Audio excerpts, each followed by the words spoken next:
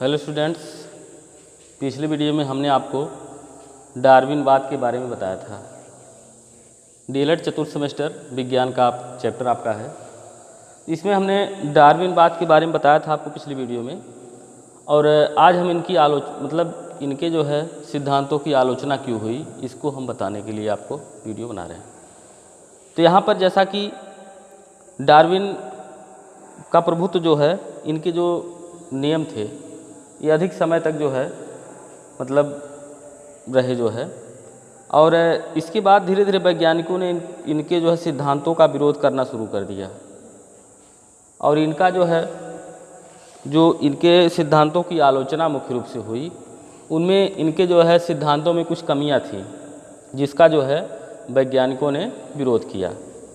तो ये विरोध इसलिए थी कि कुछ क्वेश्चन थे, कुछ प्रश्न ऐसे थे जैव विकास से संबंधित, जिनको इनके सिद्धांत जो है उसको हल नहीं कर पा रहे थे। इसलिए इनके जो है नियम की जो है कुछ आलोचना हुई, जो हम आपको यहाँ बता रहे हैं। पहली आलोचना इनकी कि डार्विन ने प्राकृतिक वर्णवाद में, जैसा कि इनका पहला सिद्धांत प्राकृतिक वर्णवाद या चयनवाद का था, तो उसमें उसको हमने आपको बताया था। तो इसमें प्राकृतिक वर्णवाद में उन्होंने यह कहा कि छोटी छोटी विभिन्नताएं एक पीढ़ी से दूसरी पीढ़ी में स्थापित होकर प्रबल हो जाती हैं, परंतु यह स्पष्ट उन्होंने नहीं किया इस जो सिद्धांत में कि इस क्रिया में आवश्यकता से अधिक विशिष्टताएं भी आ सकती हैं, जिसके कारण जीवों को लाभ के बदले हानि भी हो सकती है। इसके बाद दूसरा, डार्विनवाद संयोजक वस्तुओं की विलुप्तता के संदर्भ में ये कोई व्याख्या इनकी नहीं मिलती है। जंतुओं की जो विलुप्तता है, इसके संदर्भ में इन्होंने कोई व्याख्या प्रस्तुत नहीं किया है। ये आपका दूसरा इनका हो गया।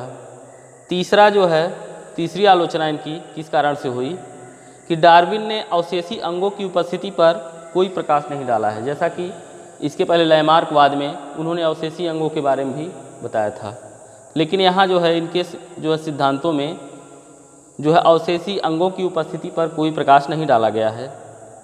और जबकि अवशेषी अंग जो है विकास की प्रक्रिया में विशेष महत्व रखते हैं, इनका विशेष महत्व होता है, इस नाते इनका जो है इनके आलोचना हुई। चौथा कारण, डार्विनवाद की जो योग्यतम की उत्तरजीविता का जो कारण उन्होंने बताया, ये योग्यतम की उत्तरजीविता इन्होंने जो अपने सिद्धांत को प्रस्तुत किया, इसमें जो है यह स्पष्ट करता है, किंतु योग्यतम की उत्पत्ति स्पष्ट नहीं कर सकता।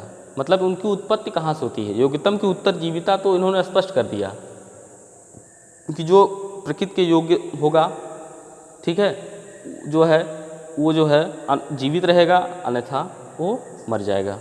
इस तरह से उसकी उत्पत्ति कहाँ से होती है, इसके बारे में इन्होंने इसमें नहीं बताया। अगला है, डार्विनवाद यह बताने में असमर्थ था कि संकर जात में सम्मिश्रण होने पर भी पितृ पीढ़ी के गुणों का प्रभाव कम क्यों नहीं हो पाता, क्यों मतलब वो गुण जो है प्रभावी रहता है। तो इस तरह से की अगली आलोचना है, डार्विन ने दैहिक और जनन कोशिकाओं की विभिन्नताओं में कोई अंतर नहीं बताया। इनके अनुसार दोनों प्रकार की विभिन्नताएं समान रूप से वंशागत होती हैं।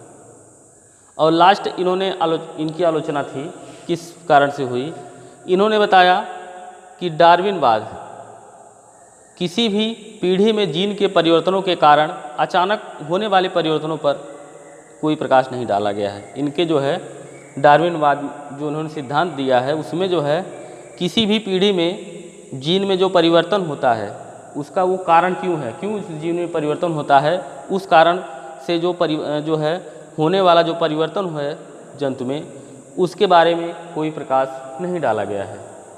तो इस तरह से ये इनकी आलोचनाएं थी। इनकी जो सिद्धांत थे, उनके सिद्धांतों की इन्हीं कारणों से आलोचना हुई है। लैमार्कवाद में अंतर जानेंगे कि इनमें क्या अंतर है। इनके जो लैमार्क और डार्विन ने जो अपने सिद्धांत प्रस्तुत किए हैं, उनमें अंतर क्या है। तो यहाँ पर इनके अंतर को जो है जिराफ के माध्यम से समझा जा सकता है। इन्होंने जिराफ का एग्जाम्पल लेकर के जो है इनके अंतर को हम समझ सकते हैं। तो पहले इनके सिद्धांतों को हम यहाँ जानेंगे क्या है। लैमार्क के अनुसार जो है जैव विकास के निम्न कारण हैं। जैसा कि हमने आपको लैमार्क के जो है इनके जो है जैव विकास के बारे में हमने आपको बताया जो है, और डार्विन के भी जैव विकास के बारे में हमने बताया था। तो यहाँ जो है छोटे में इनको हम अंतर ले करके जान लेंगे कि जैसे पहला इनका है, इन्होंने बताया कि वातावरण का प्रभाव। लैमार्क ने बताया कि वातावरण का प्रभाव जो है जीवों पर पड़ता है।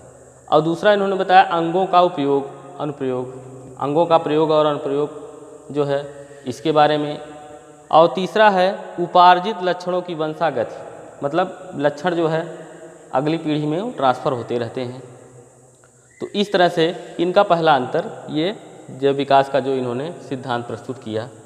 और इनका सिद्धांत क्या था कि इनका जो पहला सिद्धांत था कि प्रचुर संतानोत्पत्ति के फलस्वरूप जीवन संघर्ष, मतलब जो है जीवों में संतानोत्पत्ति की जो है प्रचुर क्षमता होती है और जीवन संघर्ष होता है। इसमें जो संघर्ष में जो जीव वातावरण के अनुकूल होते हैं वो बच जाते हैं, बाकी जो है नष्ट हो जाते हैं।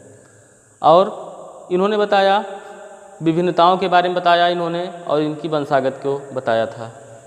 और अगला इन्होंने दिया था प्राकृतिक चयन एवं अनुकूलन। प्राकृतिक चयनवाद का सिद्धांत इन्होंने दिया था कि प्रकृति जो है स्वयं जीवों का चुनाव करती है, कौन जीव प्रकृति में रहने के अनुकूल है और कौन नहीं।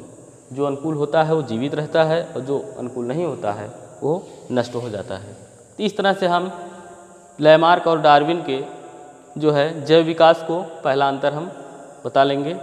इसके बाद दूसरा अंतर हम इनका, लैमार्क ने क्या कहा था जिराफ से संबंधित तथ्य के बारे में। इन्होंने कहा था कि जिराफ के जो पूर्वज थे वो छोटी गर्दन वाले थे।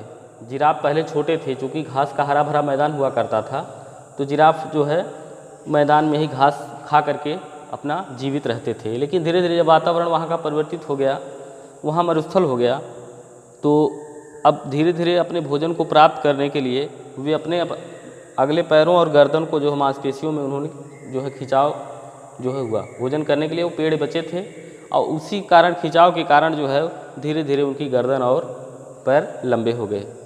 इन्होंने क्या कहा, इन्होंने कहा, डार्विन ने कहा कि जिराफ के जो पूर्वज थे वो सभी अलग अलग ऊंचाई के थे, मतलब उनकी शरीर की बनावटें मतलब एक थी, समान थी, लेकिन तो उनकी ऊंचाइयाँ और लंबाइयाँ और गर्दन की ऊंचाई, उनकी ऊंचाई और गर्दन की लंबाइयाँ ये भिन्न भिन्न थीं। इन्होंने ये बताया है। अब इन्होंने क्या कहा, लैमार्क ने क्या कहा कि लैमार्क ने ये कहा कि जिराफ भोजन प्राप्त करने के लिए